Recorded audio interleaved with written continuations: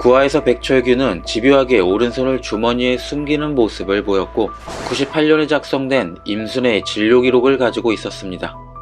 너무나도 수상해 보이는 그가 과연 범인일지 저는 여전히 아니라고 생각하는데 범인의 중요한 단서를 계지용이 찾은 것 같습니다. 고나은의 몸에서 아편 성분이 발견된 것. 그래서 10화 성공개 영상에서는 절벽을 타고 산 꼭대기에 증거를 찾으러 간 것 같죠. 지금부터 백철규가 보여준 수상한 모습과 아편을 통해 범인을 예상해 보겠습니다. 우선 계지용 검사가 백철규를 범인으로 확신하고 쫓고 있는 이유가 바로 범행 현장에 나타난 차량의 번호였습니다.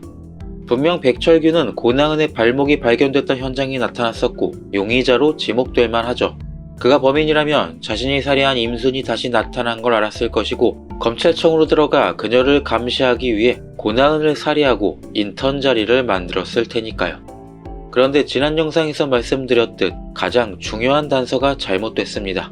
계지용 검사는 모르지만 시청자에게는 똑똑히 보여줬던 범인의 차량 번호는 9583이었으니까요. 그리고 백철규의 체격이나 평소 보여주는 모습은 도저히 도끼로 범행을 저지를 정도로 체력이 좋아 보이지는 않습니다. 20년이 넘게 수많은 범행을 저지르기 위해서는 체격도 꽤 좋아야 할 것 같거든요. 그리고 구하에서 새롭게 나온 정보, 임순의 진료 기록을 가지고 있었다. 그가 범인이고 만약에 임순을 살해했다면 굳이 진료 기록까지 가지고 있을 필요가 없죠. 어쨌든 제가 내린 결론은 역시 지난번과 같습니다. 백철규는 아내를 살해한 범인을 찾고 있다. 그리고 그 사건의 가장 중요한 인물로 임순을 찾고 있었던 겁니다. 왜 하필 임순일까요? 그녀의 실종은 다른 사건과 다르기 때문입니다. 극중에 나왔던 실종자들의 패턴은 대출까지 땡겨서 전 재산을 긁어 모은 후 자연스럽게 어딘가로 떠난 것처럼 실종됐었죠. 하지만 임순은 아니었습니다. 대출도 쓰지 않았고 어딘가로 떠날 것처럼 보이지 않았는데 갑자기 사라졌죠. 우리는 비슷한 실종 사건을 하나 더 알고 있습니다. 바로 계지용의 엄마가 사라진 사건. 그녀는 범행을 목격한 사람이었고 모든 사실을 경찰에 말하려는 순간 범인에 의해 납치됐죠. 그래서 그녀 역시 실종됐지만 다른 이들처럼 대출을 쓰고 전 재산을 챙겨 사라진 게 아니었습니다. 아마도 백철규는 20년 넘게 범인을 찾는 과정에서 이 특이한 실종 사건에 주목했을 겁니다. 특이하다는 건 무언가 사고가 발생했다는 것이고 그래서 범인도 실수할 수 있을 테니 실종자가 살아있을 수 있다는 희망을 가졌겠죠. 그래서 아마도 계지용의 엄마와 임순을 찾고 있었고 특히 임순의 경우 자신의 병원에 진료 기록이 남아있으니 더 찾기가 쉬웠을 겁니다. 모습이 변해도 구분할 수 있는 자료가 있으니까요. 그래서 고언을 구한 시니어 인턴의 이름이 임순이라는 걸 알게 됐고 마침 자리가 난 곳으로 들어왔던 것 같습니다. 그녀가 자신이 찾던 임순이 맞는지 확인하기 위해서. 그런데 놀랍게도 임순의 혈액 검사가 이상하게 나왔죠. 이미진이 분명 임순 이모의 주민등록번호를 그대로 사용했을 텐데 혈액 검사 결과가 달랐으니까요. 어쨌든 저는 백철규가 범인이 아니라 범행에 연루된 임순을 찾고 있는 것으로 생각되는데 도대체 병적으로 감추고 있는 그의 오른손은 뭘까요? 저는 그의 오른손이 범인에게 보여주면 안 되는 무언가가 있다고 생각합니다.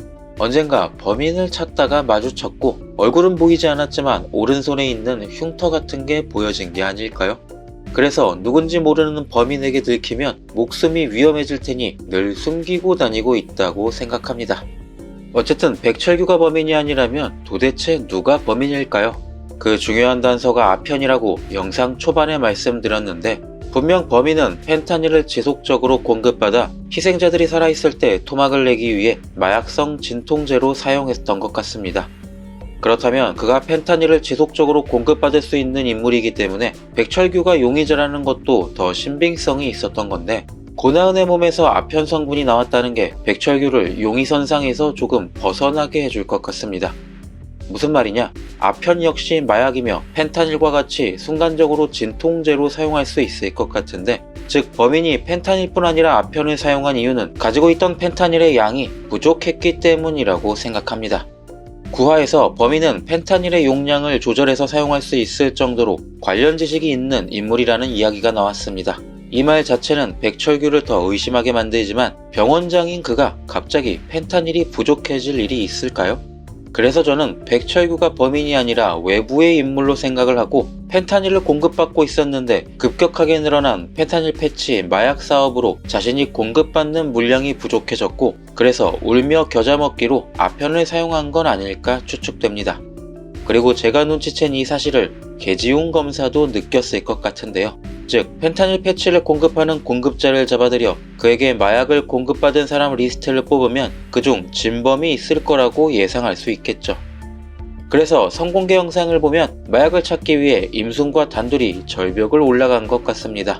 클럽에 유통하던 마약 패치를 전부 오봉산에 묻었다는 걸 알게 됐고 그들이 파묻은 마약 패치를 확보하면 관련 용의자로 클럽 녀석들을 모조리 체포할 수 있을 것이고 그럼 적어도 누군가 한 명쯤은 마약 패치를 공급하는 인물의 연락처를 알고 있겠죠.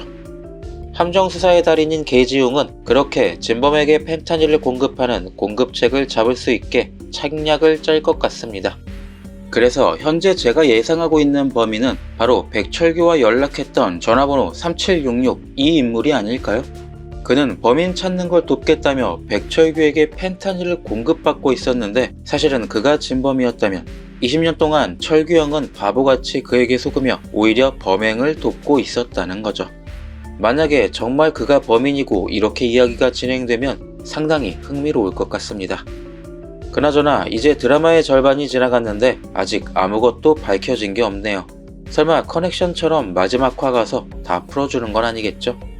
오늘은 백철규가 타고 다니는 차량과 범인이 그날 타고 있었던 차량의 번호가 달랐고 임순의 진료 기록을 20년 넘게 보관하고 있었던 것으로 보아 그가 범인이 아니라고 예상해봤습니다. 또 고나은의 몸에서 아편 성분이 발견된 것으로 보면 현재 범인은 펜타닐 공급에 어려움을 겪고 있고 그걸 눈치챈 계지웅 검사가 펜타닐 패치 유통범들을 잡아들여 진범으로 접근하게 될 거라는 이야기를 해봤습니다. 그나저나 도대체 범인은 누굽니까? 지금까지 나왔던 인물들 중 한 명일까요? 아니면 범인의 모습이 아직 나오지 않았을 가능성도 크다고 생각합니다. 현재 흐름상 범인이 우리 주변에 항상 보고 있는 인물이었습니다가 아니더라도 경찰, 병원 등 고위 관계자들에게 커넥션을 뻗치고 있는 고위층 인물이었다라는 것만으로도 충분할 것 같거든요. 하지만 20년이나 이런 범행을 저지르는 것으로 보아 현재 나이가 40대 정도가 아닐까 생각되는데 그럼 나이는 어린데 권력을 가진 인물, 요즘 드라마에서 유행하는 재벌 3세쯤 되지 않을까요? 그게 아니라면 형사나 검찰 관계자일 가능성도 있을 것 같습니다. 오늘 이야기는 여기까지입니다. 재밌게 보셨다면 구독과 좋아요, 댓글 부탁드립니다. 시청해주셔서 감사합니다.